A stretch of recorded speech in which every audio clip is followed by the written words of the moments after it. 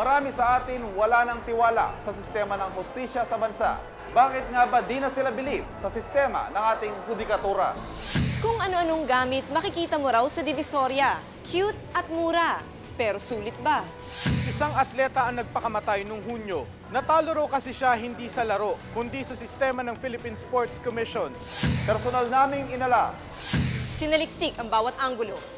Ang mga detalye kinumpleto. Lahat ng yan ay nakatala Sa Reporter's Notebook.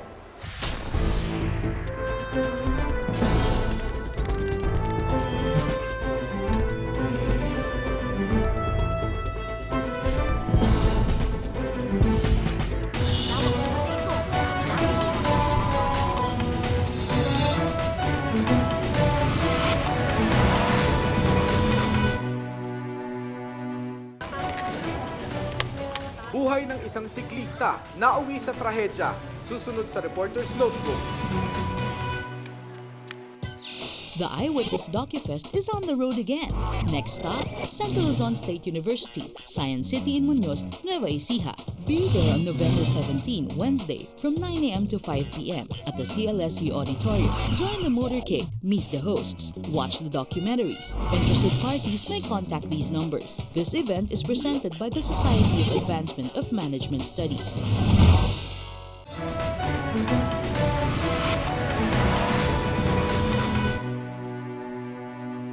Hindi lang daw allowance at benepisyo ang problema sa pagsasanay ng ating mga atleta. Sa kabila nito, marami pa rin sa kanila ang nagsisikap na makapag-uwi ng karangalan. Alamin ang buhay ng iba pa nating matitsagang atleta sa aking Reporter's Notebook.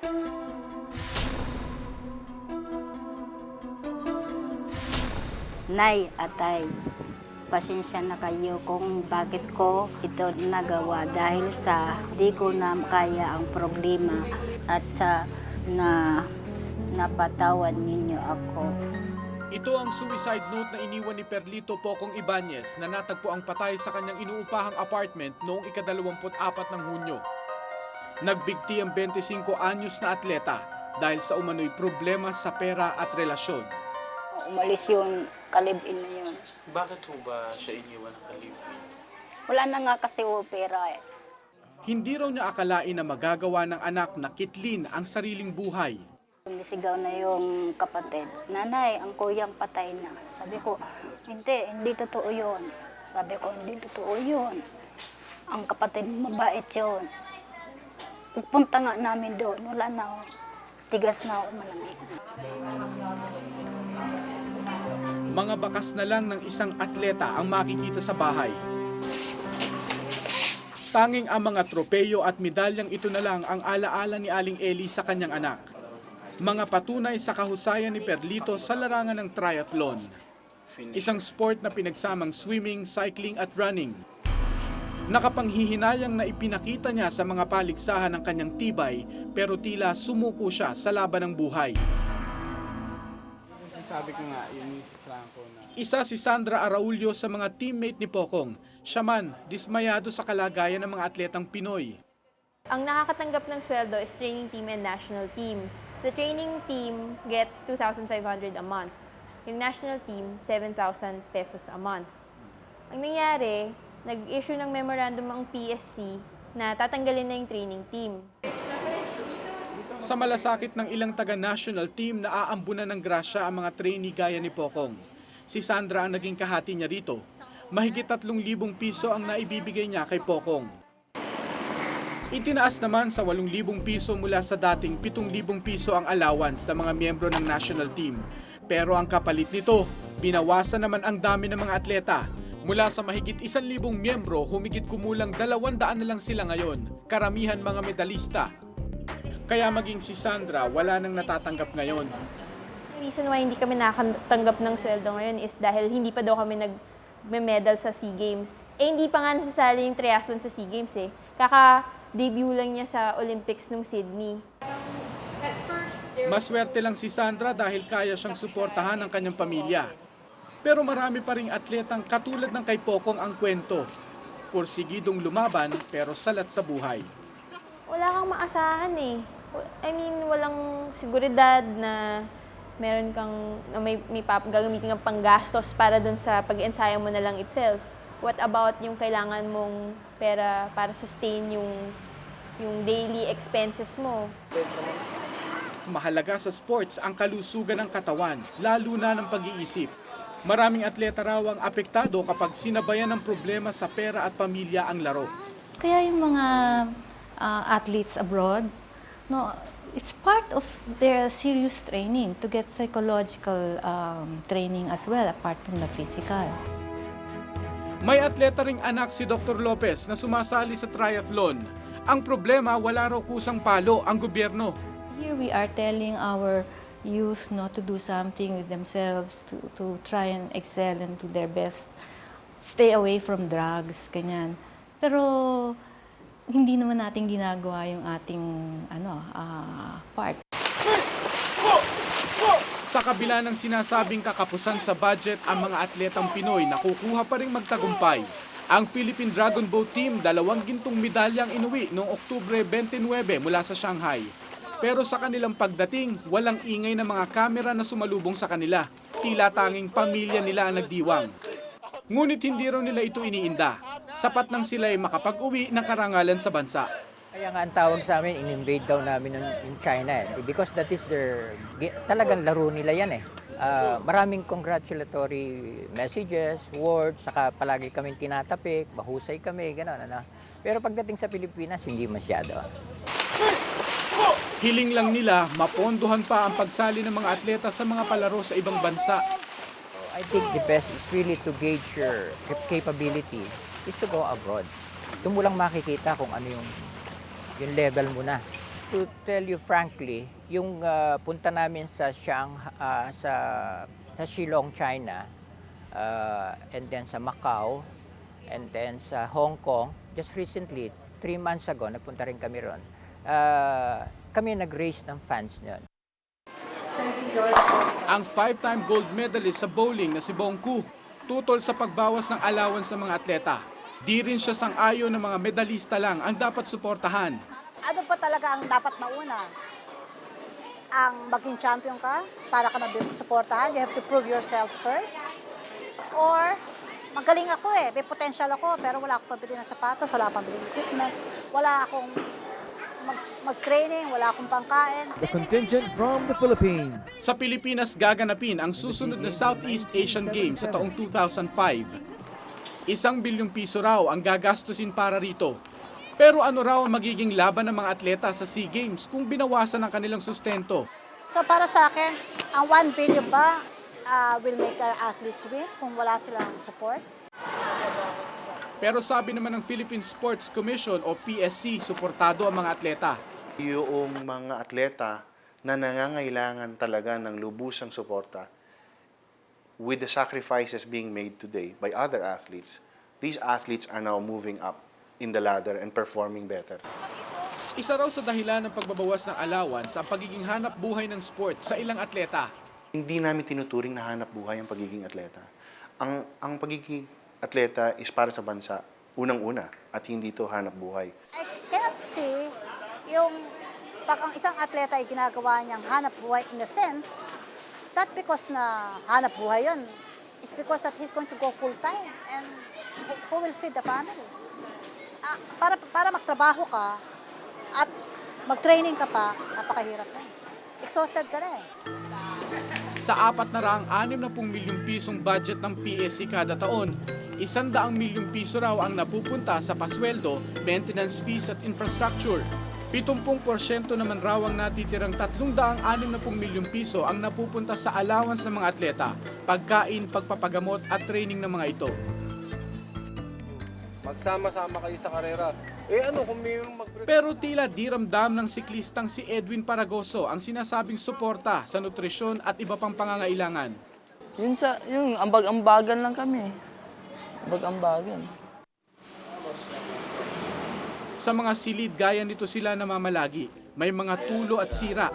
Maliit para sa 4 hanggang 6 na atleta. Ang ibang ang kwarto, nilumot na kaya't di matulugan ng maayos.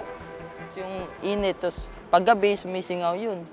Sa ilalim, mainit. Kaya sa labas kami minsan, nagduduyan, nilalabas namin electric fan. Okay, proper training, no? Pero pag hindi proper yung pahinga mo, wala rin, mahihirapan yung atleta mo. Mabe-burn out lang eh. Pero mas mahalaga raw sa mga atleta ang magsanay. Kung tutuusin, mas malaki raw ang kinikita ni Edwin noon bilang newsboy. Pero todo kayod pa rin siya sa napiling sport. Gusto ko kasi yung magkaroon ng medalya, kagaya ng gold. Yun ang gusto ko, kaya kahit mahirap yung ensayo. Oo, tiisan. Kahit yung allowance sinasabi nilang sa next month, meron na. Tinitiis lang namin yun. Tila ang mga atleta pinakikinabangan habang bata at madalas pang nababaliwala. Pag tumanda, nakalulungkot na limot na sila. Nangyayari sa mga atleta natin, pag hindi na sila naglalaro, wala na eh. Parang basura na lang eh. Ganun eh. Parang ganun. Marami akong nakikilalang athlete na ganun.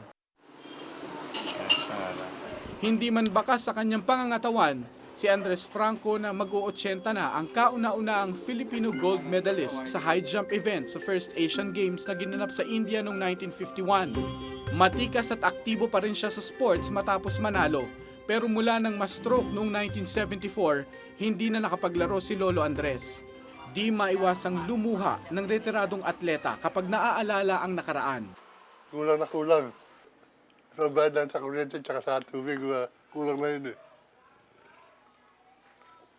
Kailangan sila nagsusuporta yung mga nugang ko at yung anak ko. Naiiyak na lang ko. 30 taon nang retirado si Lolo Andres, ngunit noong 1998 lang nagsimula ang 5,000 ng pensyon kada buwan mula sa PSC. Kulang pangaraw ito para sa kanyang gamot at therapy. Sometimes we even give direct financial assistance for medicines sa mga retiradong atleta. Babaya na kami mga old athletes. Kadalawa na lang kami buhay eh. Pero mo sa campus, tsaka ako. Yung iba patay na. Lahat kinamatayan na lang, walang tulong. Kinamatayan na nila lahat yun. Di ba wala na? Forgotten heroes na sila. Kung totoong napapabayaan na nga mga atleta sa bansa, si Lolo Andres na siguro ang simbolo ng kanilang uugod-ugod na kalagayan. Laging sinasabi na kailangang ipamala sa buong mundo ang husay ng Pilipino. Pero paano kaya makikita ang ating galing kung tayo mismo bulag sa sariling talento? Ako si Mark Salazar at ito ang nakatala sa aking Reporter's Notebook.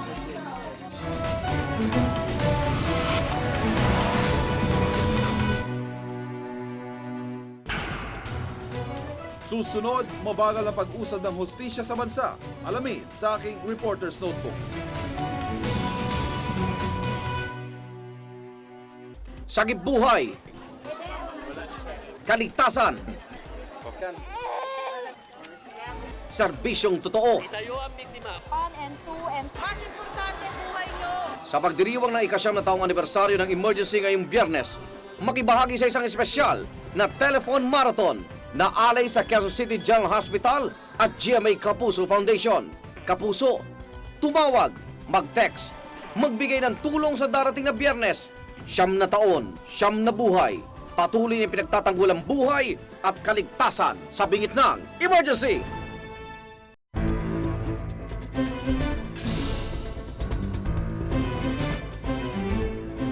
Bulok daw ang sistema ng hustisya sa bansa. Paano nga naman?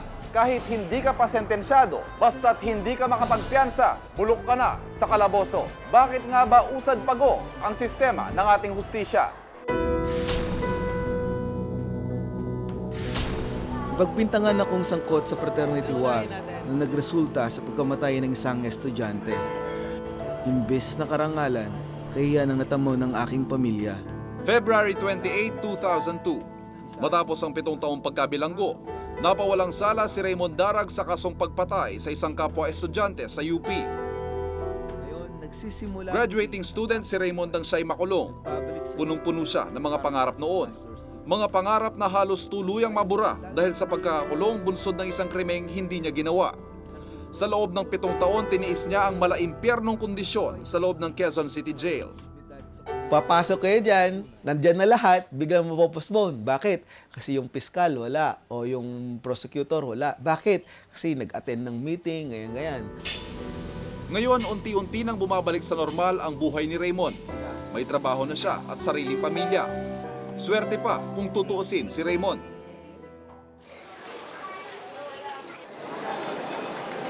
Kasama ni Raymond doon sa Quezon City Jail si Ernesto Guzman. Murder ang kanyang kaso. Magwawalong taon nang nakakulong si Ernesto pero hindi pa rin siya nasisentensyahan hanggang ngayon. 1 o 2 beses kada taon lang daw kung dinggin ang kanyang kaso. Mahigit 6 na taon bago ko sinalang. Palagi postpone yun. Ibig sabihin, 6 na taon, wala nangyari sa kaso mo? Yung witness nila, matagal bago isalang, pati yung doktor. Taon bago isalang. At habang nag-aantay sa pag-usad ng kanyang kaso, ganito ang kondisyon ni Ernesto. Sa kulungang ito, siksikan ng mahigit 3,000 preso na dapat sanay para lang sa 800. Wala silang matinong tulugan, hindi nakakakain ng maayos. 35 pesos lang kasi ang budget kada araw para sa pagkain ng bawat preso. Habang ang nakalaan naman para sa gamot, 100 piso kada taon para sa bawat preso. Marami tuloy sa kanila nagkakahawaan ng iba't ibang uri ng mga sakit. Maraming committals kaysa releases. Despite na may mga off-land decongestion kami na ginagawa, marami rin ang nakukumit bawat araw. Parusa ang makulong, lalo pat kalunos-lunos ang kondisyon sa loob ng mga kulungan. Doble parusa pa ang mabagal na usad ng hustisya. At ang mas malaking tanong, ilan kaya sa kanila ang tunay na nagkasala?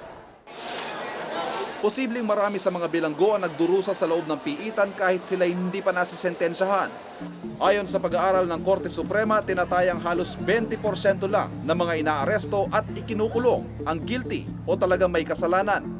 Mahigit 80% nito na-acquit o napapawalang sala. So pag nagkaroon ng criminal complaint, nagkakaroon ng preliminary investigation at pag nakita ng public prosecutor, yung investigating prosecutor, na may probable cause na pwedeng i-file yung case against the respondent, pinapile yung kaso. Bukod sa problemang ito, may ilan pang mga bagay na sadyang nakapagpapabagal sa takbo ng hustisya. Tinatayang mahigit 2,000 ang mga korte sa bansa sa kasalukuyan. Pero ayon sa Korte Suprema, mahigit 700 sa mga korteng ito, walang hukom ngayon. Sweldo, mainly sweldo. Hindi sila kumikita ng maganda eh. Yung mga sa private practice, kumikita ng malaki yan. Siyempre, kung may pamilya ka, mas gusto mo malaki kitain, di ba? 20,000 kaso lang ang dapat na hinahawakan ng isang hukom. Pero lumalabas na mahigit 80,000 ang hawak na kaso ng isang hukom ayon sa Korte Suprema. Sa dami nung hinahawakan na kaso, libo-libo, talagang hindi pwede. Kaya kami nga, nag-ano kami sa Kongreso ng creation ng additional courts lalo sa Metro Manila. Kasi kailangan talagang dagdagan ng korte. Dahil sa kakulangan ng mga hukom, inaalikabok tuloy ang maraming kaso sa ating mga korte. Itong Metropolitan Trial Courts, nilakihan yung jurisdiction. Nung nilakihan yung jurisdiction, dumami yung kaso nila, tambak-tambak, libo-libo. Siyempre, pag ganun karami, ang scheduling mo malayo na. Di mabagal yung pagproseso. Sa talaan ng Korte Suprema, mahigit 800,000 mga kaso ang nakabinbin sa mga korte sa buong bansa. Binisita ni Aling Jovita ang kanyang anak na si Elmer sa Caloocan City Jail. 2 taon nang nakakulong si Elmer sa kasong frustrated murder. Nakatenga pa rin sa korte ang kaso ng kanyang anak. Nakakatatlong lipat na raw ng judge ang kaso. Bagamat bailable o pwedeng piyansahan ng kanyang kaso, hindi naman daw nila kayang magbayad ng 5,000 piso para mailabas ang anak sa kulungan. Pagka walang pera, walang hostesya. Ba?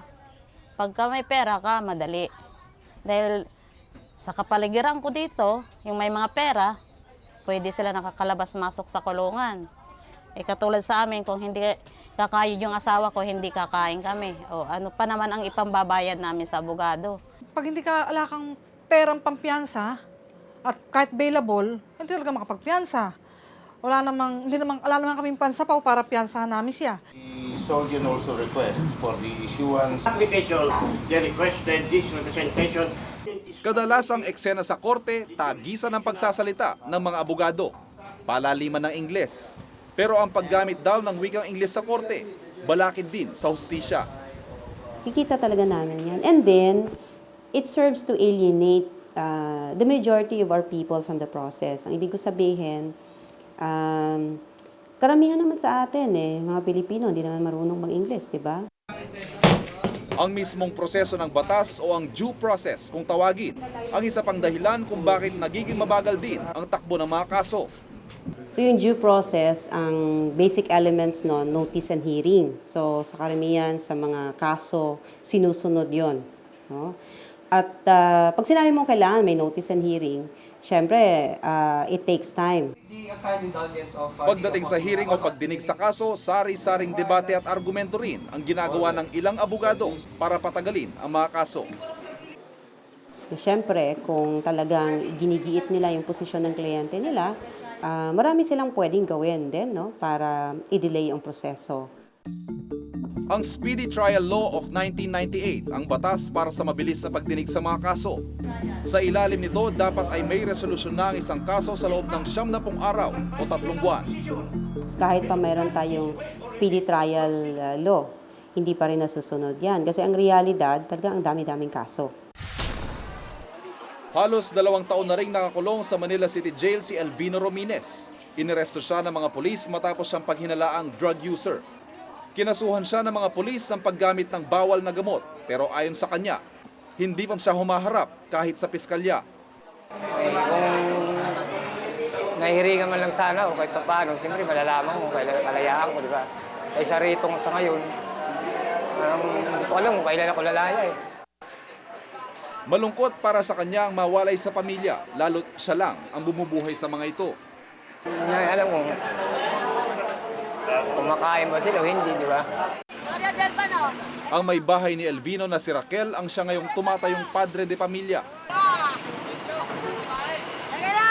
Pinagkakasyang maliit na kita, maitawid lang ang gutom nilang mag-anak. Napakahirap Hirap talaga, lahat ng hirap dinadanas ko kung wala siya. Nakapiring ang mata ng batas, wala raw kinikilingan. Sa bagal ng usad ng hustisya, ang mismong proseso at mga institusyon na dapat sana'y nagbibigay ng katarungan ang siya ring tila nagiging dahilan ng kawalan nito. Ako si Ivan Mayrina at itong nakatala sa aking Reporter's Notebook.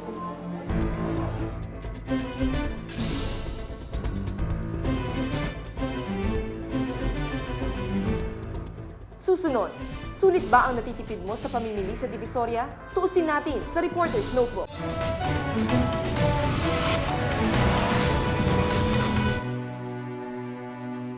Bombilya, baterya, laruan at kung ano-ano pa.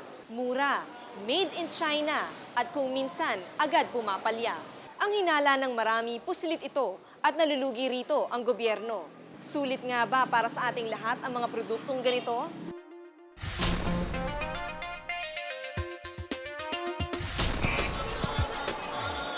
Baklaran,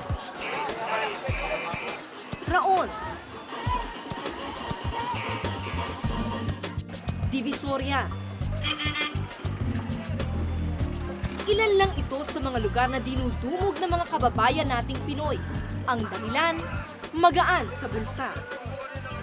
Mapalaruan, payong, bag, tools, prutas at marami pang iba. Oo, hindi maganda. Basta mura, makamura lang. Pero hindi ito gawang Pinoy, kundi made in China. Oh, Beijing ko lang, Beijing. Sa Divisoria, nakilala ko si Aling Hilda. Halos 30 taon na nang magsimula siyang magtinda ng mga damit na pambata gawa sa Taytay Rizal. Matumal daw ang benta niya, kaya mga damit panloob na gawa sa China ang kanyang ipinalit. Nung nagtitinda kami ng baby dress, minsan wala na kami inuuwing pera dahil kulang pa ibayad sa 5-6 namin. Mga bra at panty ang napili niyang ibenta dahil madali raw itong itakbo kapag nagkahulihan. Kahit na medyo maliit nga ang tubo, mabilis, kasi mura. Oo. Sa isang araw, magkano ang kinikita ninyo? Isang linggo din ako sa isang araw. Oo. Ngayon, maging ang mga ganitong pambenta pala, may bumabagsak na rin galing sa China. Ang pinakamurang bra na gawa sa atin ay 120 pesos ang isa. Samantalang ang gawang China, 25 pesos lang. Ang panty na gawa sa atin, 25 pesos. Ang gawang China, 10 pesos lang. Dala raw ng trade liberalization kung kaya napapayagan ang mga imported na produkto na pumasok sa bansa. Programa raw ito ng pamahalaan para makabili ang bansa ng maraming produktong mura at de kalidad. Ayon sa Bureau of Import Services ng DTI, karamihan daw sa mga imported product, mababa ang pinapataw na buwis. Walang limitasyon sa dami ng mga produktong pumapasok sa bansa at hindi na rin kailangan ng lisensya. Upang mag-improve, maging mas efficient sila sa paggawa ng produkto. Pero hindi raw lahat ng produkto ay madaling ipasok. Halimbawa na lang yung mga produkto na may health and safety issue tulad ng pagkain at gamot. Kailangan daw ng clearance mula sa Bureau of Food and Drugs. Si Rene Ofreneo, Executive Director ng Fair Trade Alliance, isang multisectoral group na binubuo ng mga negosyante, magsasaka at manggagawa. Pinapatay daw ng trade liberalization ang ilang industriya sa bansa. Naghihingalo raw sila sa kompetisyon. Maraming produkto pumapasok na hindi nagbabayad ng tamang buwis. Ang tawag natin dito, technical smuggling. Ang hiling nila, dahan-dahanin ang pagbagsak ng imported na produkto at pili lang sana ang dapat ipasok sa bansa. Namamatay ang local industry dahil unfair competition niya. And dahil unfair, namamatay sila, namamatay din ang ating trabaho. So, maaring mura ang mga bilihin ngayon, wala ka namang pambili. Dahil wala kang trabaho. Hindi nakatulong ang sobrang proteksyon sa domestic industries. In fact, nakasama pa nga dahil naging complacent ang iba dahil nga sa alam nilang mayroong protection ng gobyerno. Hirap daw na makipagsabayan ang bansa sa produktong galing China. Mura ang labor cost. Ang lupa mura para sa mga industriya. Maraming incentives na binibigay ang China sa kanilang mga producers and manufacturers. At ang electricity nila, I understand, is much cheaper than ours. Langit at lupa daw ang agwat sa gastos sa paggawa ng produkto. 1, mataas ang kuryente, the highest in Asia. 2, mataas ang interest rates, the highest in Southeast Asia, outside of Indonesia. 3, mataas ang lagay. 4, sobrang bureaucracy. Dagdag pa ang mentalidad ng mga Pinoy na mahilig sa imported. Pati nagtitinda, galing na rin sa China eh.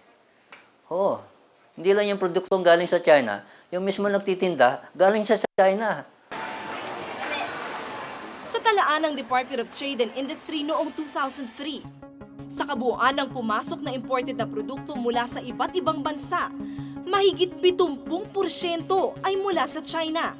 Mula naman January 2003 hanggang October 2004, mahigit 30 uri ng produkto mula sa China ang nasa bansa. Ang panlaban ng produktong China ay ang murang presyo nila.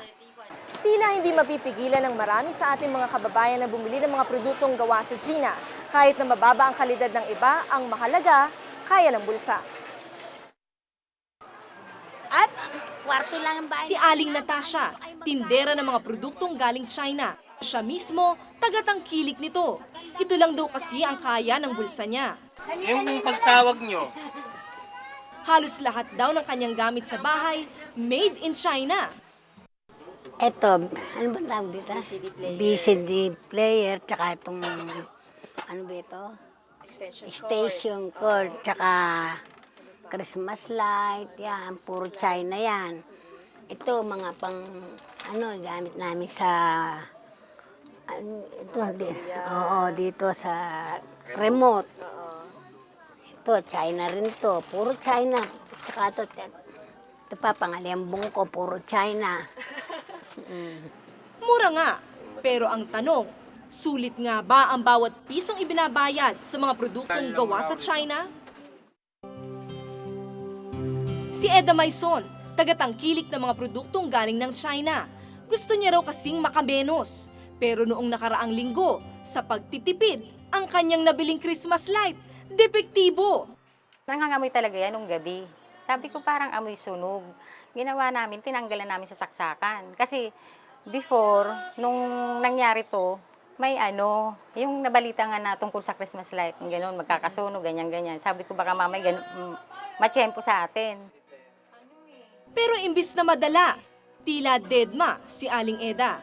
Bibili pa rin daw siya ng iba pang produktong gawa sa China. Hindi lang sa bangketa mabibili ang mga produktong gawa sa China na hindi dumaan sa Bureau of Product Standards ng DTI. Maging sa shopping mall, ibinebenta na rin ang mga ito. Hindi naman kaya natin lahat ng produkto i-check natin. So ang ginawa po natin, ang polisiya po ng government, particularly the Bureau of Product Standards, is mayroon tayong mga selected products, lalo na itong mga produkto na nakaka-apekto sa health, life, and safety ng mga consumers natin. Malalaman lamang kung pumasa sa mga standards ng DTI ang isang produkto kapag may marka itong PS o Philippine Standard kung ito ay local at ICC naman o Import Commodity Clearance kung ito ay imported. Pwede po namin ipasara sila, pwede kami mag-issue ng censure, at saka pwede namin ipa-recall yung mga produkto na mga substandard. Pero tila hirap ang DTI sa pagpapasara ng mga tindahan kahit nagkalat pa ito sa Divisoria. Si James T.J. Tan, isang negosyante, hindi raw lahat na produkto galing China walang kalidad. And even US companies right now, most of them, they put their own base in China in order to have factory kasi nga mas lower ang production cost. So hindi natin masasabi na ang China products is poor quality. Karamihan daw sa kanilang mga produkto gawa sa China. In terms of quality kasi, ang China kasi nagbe-base yan doon sa capability ng budget mo.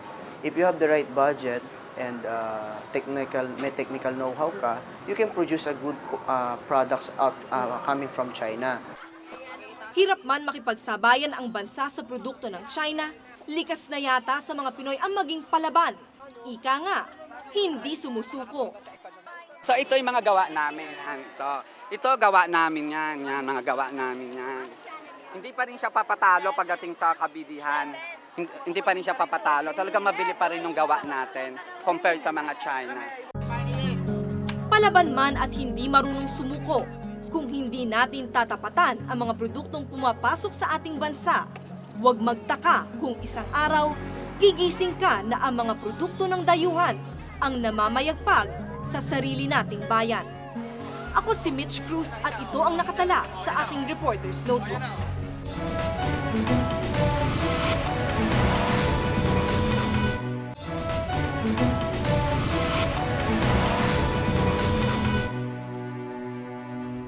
Kung may nais kayong ipasiyasat na issue o balita, maaari kayong tumawag sa amin sa numerong 928-4239.